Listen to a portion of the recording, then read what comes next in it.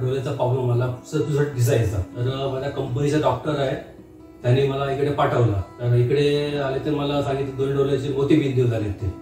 नंतर माझा ट्रीटमेंट चालू झाला आणि त्याच्यानंतर माझे 1 डोळ्याचे पहिले झाले, नंतर दुसरे झाले। तर मला ड्रॉप वगैरे मी वेळेवर टाकत राहिलो, कोर्स पूर्ण केलं मी।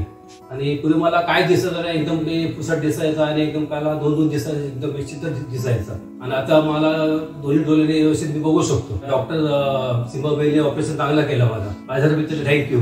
मला दोन्ही डोळ्याचं माझी वाईफचं मी त्यांना तोच प्रॉब्लेम होता जे मला होतं ते। त्यांना मग मी डॉक्टर सीमाबाईंकडे घेऊन आलो। मग ते सांगितलं ऑपरेशन करावं लागणार दोन्ही डोळ्याचे। तर मी दोन्ही त्यांच्या पण करून घेतलं। आता त्यांना पण विषय चांगला दिसतं। आता ऑपरेशनचा चांगला होता, कारण मला एकतर डायबिटीस होता, बीपी माझं हे होतं, तरी पण डॉक्टरने मला खूप सपोर्ट केला।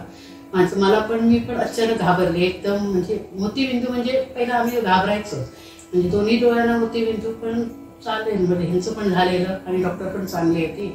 मी एका डोळ्याचं केलं, ते झालं 1 महिन्याने सक्सेसफुल झालं।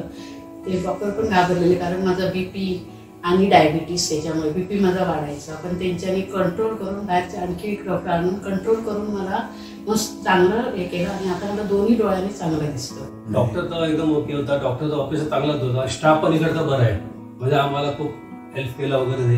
त्यापुढे कोणी जरी मला भेटले डोळ्याबाबत काय पण विचारलं तरी मी या डॉक्टरांचं नाव सजेस्ट करेन।